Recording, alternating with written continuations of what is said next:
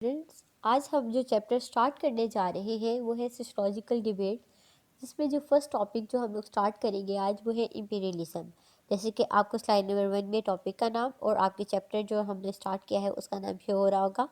Next चलते हैं slide number 2 की तरफ। स्लाइड नंबर 2 में इम्पीरियलिज्म है क्या, दो डेफिनेशंस दी गई हैं, जिसमें पहले मैं उन डेफिनेशन की टेक्स्ट पढ़ूंगी, देन मैं आपको बताऊंगी कि इस इन डेफिनेशन से क्या मुराद है। सिंपली हम अगर उर्दू में उसको समझने की कोशिश करेंगे तो वो क्या होगा। फर्स्ट डेफिनेशन क्या है? A policy of extending a country's power and influence through diplomacy or military force, कि ये एक ऐसी पॉलिसी है जिसमें कंट्री अपनी पावर को, अपने इख्तियारात को एक्सटेंड करने का मतलब वसी करने की, बड़ा करने की कोशिश करती है।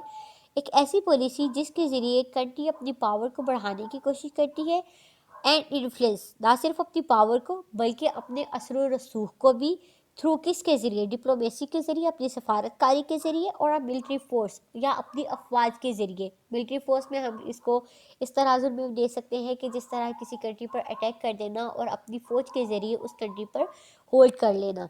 तो ये कहते हैं कि ये एक ऐसी पॉलिसी है जिसके ज़रिए जो एक कंट्री है वो अपने असर और अपनी पावर, अपने इख्तियारात को वसी करने की कोशिश करती है अपनी सफारतकारी के ज़रिए और मिलिट्री फोर्सेस के ज़रिए।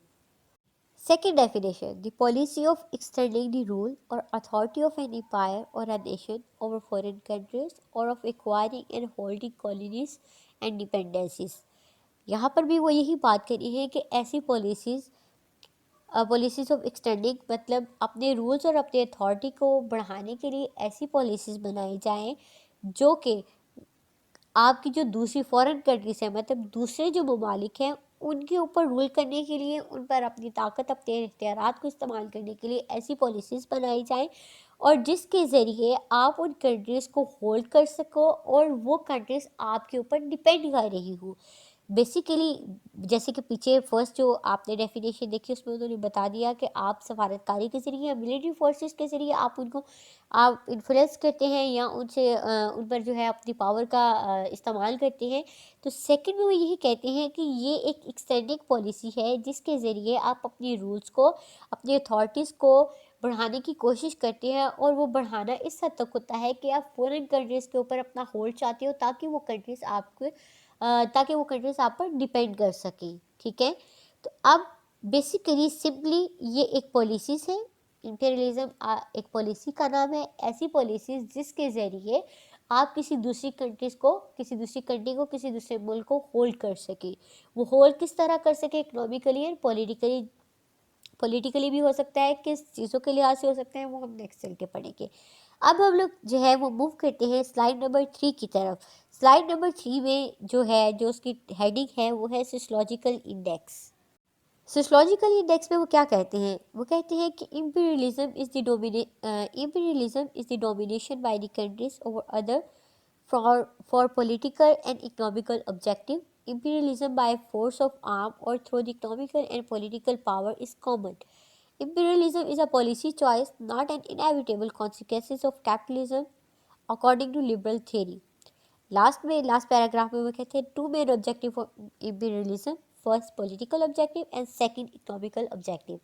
स्लाइड नंबर 3 में सोशियोलॉजिकल इंडेक्स में ये जो टेक्स्ट पढ़ा है उसका मतलब ये है, वो ये कहते हैं कि इम्पीरियलिज्म का मतलब, इम्पीरियलिज्म की जो है उसकी कोशिश यही होती है ऐसी पॉलिसीज़ बनाई जाए जिसके ज़रिए आप किसी दूसरी कंट्री को होल्ड कर सको और उस होल्ड करने के लिए मेन 2 ऑब्जेक्टिव्स उनके होते हैं। किस तरह से उसको होल्ड किया जाए, किस तरह से उस कंट्री को काबू किया जाए।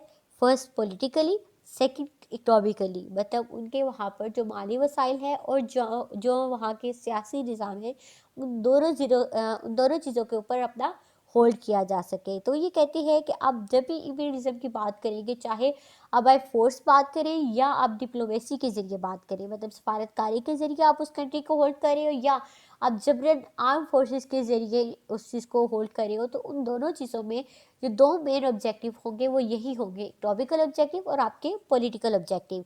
अब यहाँ पर ये कहते हैं कि इम्पीरियलिज्म एक पॉलिसी चॉइस है और जो कि कंट्रास्ट कर रहे हैं वो ये कहते हैं कि जो लिबरल थ्योरी की व्यूज़ हैं कि ये इनएविटेबल कॉन्सिक्वेंसेस ऑफ कैपिटलिज्म है, मतलब सरमायादाराना निज़ाम की ये یہ کانسیکوینسز مطلب یہ کر لو نتائج کے طور پر امپیریلزم سامنے آتا ہے، بلکہ وہ اس چیز کو نگیٹ کر، اس چیز کو جو ہے وہ ڈس ایگری کرتے ہوئے کہتے ہیں کہ نہیں، امپیریلزم ایک پالیسی ہے، نہ کہ ایک سرمایہ دارہ نظام کے کوئی نتائج کے طور پر آپ کے سامنے آیا ہے۔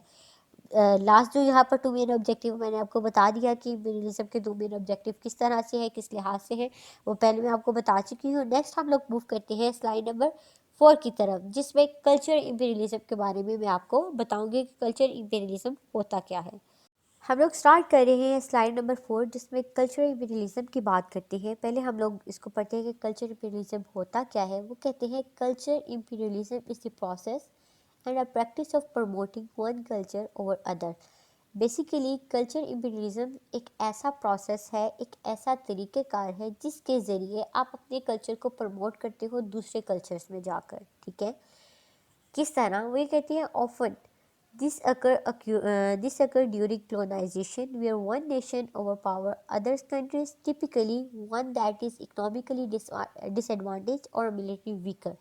وہ یہاں پر یہ کہتے ہیں کلونائزیشن جو دور تھا اس کی مثال دیتے ہوئے کہتے ہیں کس طرح سے آپ اپنے کلچر کو پروموٹ کرتے ہو کسی دوسری کلچر میں۔ وہ کہتے ہیں کہ ایک ایسا کلچر جس کی جو اکانومی ہوتی ہے وہ ویک ہوتی ہے، اور اس کے ساتھ ساتھ جو ان کی ملٹری ہوتی ہے، جو افواج ہوتی ہے، وہ بھی ویک ہوتی ہے۔ تو ان دونوں چیزوں کو مد نظر رکھتے ہوئے وہ اس کنٹری کے اوپر اپنا ہولڈ کرتے ہیں اور وہاں پر اپنا کلچر پروموٹ کرنے کی کوشش کرتے ہیں۔ تھرڈ ہم لوگ دیکھتے ہیں، تھرڈ لائن میں تھرڈ پیراگراف میں وہ یہ بات کرتے ہیں، the dominant culture then forces its culture beliefs and practices on to concrete nation. اب یہاں پر جو ڈومیننٹ، یہاں پر یہ وہ ہم نے کہا کہ جو کنٹری اکنامکلی اور ملٹری کے لحاظ سے، اپنے افواج کے لحاظ سے ویک ہوتی ہے، تو جو اسٹرانگ کنٹریز ہوتی ہیں وہ اپنی پالیسیز کے ذریعے وہاں پر ہولڈ کرنے کی کوشش کرتے ہیں۔ وہاں پر ہولڈ کرنے کے ساتھ ساتھ وہ اپنے کلچر کو وہاں پروموٹ کرتے ہیں۔ وہاں پر کلچر پروموٹ کرنے کو کلچر امپیریلزم کہتے ہیں۔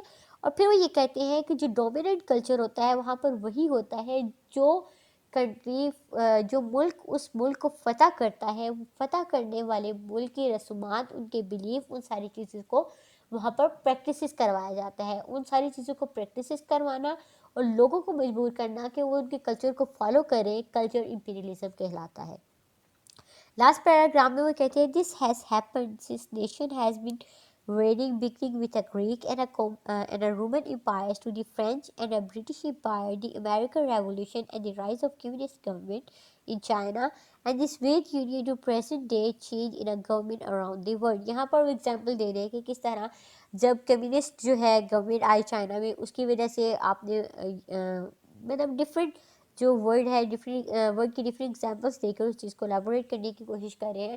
جس طرح آپ نے دیکھا کہ جب آپ ہندوستان کی بات کرتے ہیں تو وہاں پر جو مسلمان تھے، وہاں پر جو ڈومیننٹ کلچر تھا وہ ہندوؤں کا کلچر تھا، تو وہاں پر بندے ماترم کی جو ترانے تھے وہ مسلم بچوں کو پڑھائے جاتے تھے، ان کو وہ جو تلک لگاتے ہیں وہ لگایا جاتا ہے۔ کیوں؟ کیونکہ وہاں کا جو کلچر تھا وہ ہندوازم کا کلچر جو تھا وہ ڈومینیٹ کر رہا تھا باقی سارے کلچرز کے اوپر، تو جس کی وجہ سے ان کی کلچر کی جتنی بھی چیزیں ہیں وہ باقی سارے کلچر کے لوگوں کو بھی، باقی سارے مذاہب کے، بلکہ باقی بلیف، دوسرے بلیف رکھنے والے لوگوں کو بھی پریکٹس کروائی جاتی تھی۔ کیوں؟ کیونکہ وہاں کا ڈومیننٹ کلچر جو تھا وہ ہندوازم تھا۔ تو یہ ایک بہت بڑی ایگزامپل ہے کلچر امپیریلزم کی۔ نیکسٹ ہم لوگ موو کرتے ہیں سلائیڈ نمبر 5 کی طرف، جہاں پر لکھا ہوا ہے culture can be imposed in a variety of way, ٹھیک ہے۔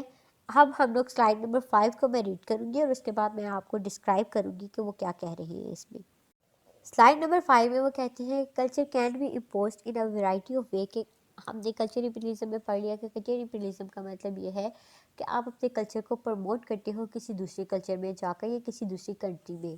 اب کس طرح سے اس چیز کو امپوز کیا جاتا ہے؟ فرسٹ وہ کہتے ہیں such as through creating new laws, کہ آپ جب کسی کنٹری کو فتح کر لیتے ہو، کسی ملک کو، کسی جگہ کو فتح کر لیتے ہو، تو آپ اکنامکلی اور پولیٹیکلی آپ اس کے اوپر ہولڈ کر رہے ہوتے ہو۔ تو آپ ظاہر بات ہے جب پولیٹیکل ہولڈ کرتے ہو تو آپ نیو لاز بناتے ہو، تو ان نیو لاز کی وجہ سے بھی آپ کا جو لا ہوگا وہ آپ کے کلچر کے اوپر ڈیپینڈ کرتا ہے۔ تو جب آپ کسی دوسری کنٹری کو ہولڈ کر رہے ہو، اس کا پولیٹیکل سسٹم چلا رہے ہو، جب پولیٹیکل سسٹم چلانے والے ہی دوسری کنٹری کے ہوں گے، دوسرے کلچر کے ہوں گے، تو اوبیسلی وہ ایسے ہی لا انٹروڈیوس کروائیں گے جس کی وجہ سے وہ اپنے کلچر کو پروموٹ کر سکے۔ جس طرح پہلے ہندی زبان جو ہے فارسی اور عربی جو ہے وہ پڑھائی جاتی تھی، ٹھیک ہے، برصغیر پاک و ہند میں، لیکن ہندوازم کو جب انہوں نے پروموٹ کرنا اسٹارٹ کیا تو انہوں نے اس چیز کو ختم کر دیا. انہوں نے کہا کہ آپ کو ہندی آنا ضروری ہے، آپ نے اگر سرکاری ملازمت چاہیے تو آپ کے لیے یہ ریکوائرمنٹ ہونی چاہیے. مطلب لا کے ذریعے لوگوں کو فورس کر دیا کہ آپ اس کلچر کو جو ہے اوبے کرو. سیکنڈ وہ یہ کہتی ہیں policies concerning with a specific type of education religion art language are to be use. وہی بات، مطلب لا کے ذریعے پہلے آپ جو ایجوکیشن دے رہے ہیں آپ اس میں اس چیز کو امپوز کرنا اسٹارٹ کر دو، اس چیز کو پریکٹس کروانا اسٹارٹ کر دو. آپ جو آرٹ کی تعلیم دے رہے ہیں، ٹھیک ہے، جو آپ لینگویج بول رہے ہیں، ان ساری چیزوں میں آپ لوگوں کو مجبور کرو کہ وہ ساری چیزیں کریں. جب وہ نہیں تو اوبیسلی جب آپ لا کے ذریعے اس چیز کو امپلیمنٹ کروانے کی کوشش کریں گے تو ہر بندہ وہاں پر باؤنڈ ہو جائے گا کہ وہ لا کو اوبے کرے. اب یہاں پر وہ ڈفرینٹ ایگزامپلس انہوں نے ایک ایگزامپل دی ہے نارتھ افریقن ٹرائبس کی. میں ایک دفعہ اس کو ریڈ کر دیتی ہوں، سمجھانے کی تو خیر اس کی ضرورت نہیں ہوگی. when native North American tribes were forced onto reservation, the United States government decided the children attend Christian-based boarding school. They were taught to read and write English and the use of their native language was discouraged and forbidden. ہم لوگ move کرتے ہیں next slide کی طرف، slide number 6، جس کا topic ہے، جس کے اوپر مین ہیڈنگ ہے culture imperialism differ from culture diffusion, جس میں بتایا گیا ہے کہ کلچر امپیریلزم جو ہے وہ ڈفرینٹ ہے، کلچر ڈیفیوژن سے، یہ دونوں الگ ٹرمز ہیں. کس طرح سے؟ وہ یہ کہتے ہیں culture imperialism differ from culture diffusion primary due to mechanism use to change culture and the role that power play in the process. Culture diffusions occur naturally when the people and a group from other culture interact with each other. It doesn't result in the purposeful reduction or elimination of various cultural aspects. Culture imperialism also occurs through programs designed to assess other nations, particularly developing nations. This can range from the way in which small groups from Western Union help out communities and villages to the impact of large international organizations' efforts at creating a positive change. اب یہاں پر وہ یہ بات کرتے ہیں کہ جو کلچر امپیریلزم ہے وہ کلچر ڈیفیوژن سے میکینزم کی وجہ سے، جو ان میں میکینزم یوز کیا جاتا ہے وہ اس کے ڈیفرنٹ ہونے کی وجہ سے وہ ایک دوسرے سے ڈیفرنٹ ہے. اور وہ میکینزم کیا ہے؟ پاور. جو اختیارات ہے، جو طاقت ہے، وہ ایک میکینزم ہے جو کلچر ڈیفیوژن کو اور کلچر امپیریلزم کو ایک دوسرے سے ڈیفرنٹ بناتا ہے. جس طرح جو سیکنڈ پیراگراف ہے اس میں وہ یہ بتاتے ہیں کہ جو کلچر ڈیفیوژن ہے وہ نیچرلی قدرتی طور پر ہوتا ہے جب دو افراد یا دو گروپ یا ایک انسان جب کسی دوسرے کلچر میں جاتا ہے، اس کلچر کے ساتھ انٹریکٹ کرتا ہے، وہاں کے لوگوں کے ساتھ انٹریکٹ کرتا ہے، تو وہاں کی بہت ساری چیزیں وہ اس چیز کو ان چیزوں کو سیکھتا ہے، اس کو اپنی زندگی کا حصہ بناتا ہے. تو یہ کہتے ہیں کہ کلچر ڈیفیوژن جو ہے وہ ایک نیچرل اسپیکٹ ہے، ایک نیچرل چیز ہے، جس میں جبکہ اس کے جو ہے کنٹراسٹ جو کلچر امپیریلزم ہے وہ ایک ایسی چیز ہے جو پرپزفلی کی جاتی ہے، جس میں آپ کسی کلچر کے جو اسپیکٹس ہیں اس کو ایلیمینیٹ کا مطلب اس چیز کو نکالنا، ریڈکشن نکال دینا، کہ اس سوسائٹی اور اس گروپ میں سے ان کلچر اسپیکٹ کو آپ پرپزفلی اور آپ کانشیسلی ان چیزوں کو نکالنے کی کوشش کرتے ہو. پھر تھرڈ پیراگراف میں وہ یہی کہتے ہیں کہ جو کلچر امپیریلزم ہے وہ ایک پروگرام کے تحت، ایک ڈیزائن کے تحت کیا جاتا ہے، اور موسٹلی یہ جو ڈیولپنگ نیشنز ہوتے ہیں ان کے اوپر کیا جاتا ہے. ٹھیک ہے، اب ساتھ میں وہ لاسٹ پیراگراف میں وہ یہی بات کرتے ہیں کہ جہاں پر کلچر امپیریلزم میں آپ جو کلچر جس کے اوپر آپ جس سوسائٹی کے اوپر ہولڈ کر رہے ہوتے ہیں آپ اس کلچر کو چینج کرنے کی کوشش کرتے ہیں، وہاں پہ ساتھ ہی ساتھ یہ ایک سوشل چینج کو پروموٹ کرنے کا بھی بہت بڑا ذریعہ ہے، جس میں آپ نہ صرف کمیونٹیز کو بلکہ انٹرنیشنل آرگنائزیشن کو بلکہ ولیجز کو تو ایک پازیٹیو چینج کے طور پر بھی یہ آپ کو ہیلپ آؤٹ کرتا ہے.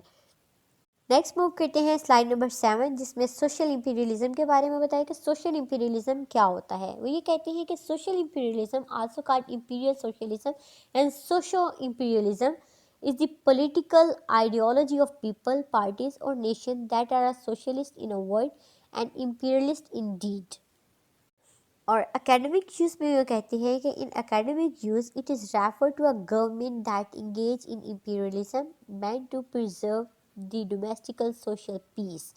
یہاں پر وہ یہ بات کرتے ہیں کہ سوشل امپیریلزم سے مراد ایسا ہے کہ جو گورنمنٹ ہوتی ہے وہ ایسی پالیسیز، ایسے طریقہ کار بنانے کی کوشش کرتی ہے کہ جو وہاں کا جو پیس ہے، جو سوشل پیس ہے، جو سماجی امن و سکون ہے، اس کو وہ پریزرو کر سکیں، اس کو کہ گورنمنٹ یہاں پر وہ یہی کہتے ہیں، سمپلی وہ یہ کہتے ہیں کہ اکیڈمک یوز میں اگر ہم سوشل امپیریلزم کو ڈیفائن کرتے ہیں تو یہ کہتے ہیں کہ ایک ایسی چیز جس میں گورنمنٹ جو ہے ایسی پالیسیز یا ایسی شہنشاہت، ایسی حکومت میں انگیج ہو جہاں پر جو ان کی اندرونی جو ڈومیسٹک سوشل پیس، مطلب آپ کے خانہ جنگی کی جس طرح صورتحال ہوتی ہے، اس میں جو آپ کی سوشل پیس ہے، جو سماجی امن و سکون ہے، اس کو پرزرو کرنے کی کوشش کرتی ہے. مطلب ایسی پالیسیز بناتی ہے جس میں وہ یہ کہتی ہے کہ انتشار نہ پھیلے اور امن و سکون کی حالت جو ہے آپ کی کنٹری کے اندر جو ہے وہ برقرار رہے. تو اس کو وہ سوشل امپیریلزم کہتے ہیں. تو آج کا جو ہمارا ٹاپک تھا وہ یہیں پر ختم ہوتا ہے. نیکسٹ جو ہمارا ٹاپک ہے اسی کو ہم لوگ امپیریلزم کے سیکنڈ پارٹ میں آپ کو بتاؤں گی کہ اس کے آگے جو نئے تھیریز ہوں گی، جو بھی چیزیں ہوں گی، ہم اس چیز کو ڈسکس کریں گے. آج کا ٹاپک یہیں پر ختم ہوتا ہے. Thank you students.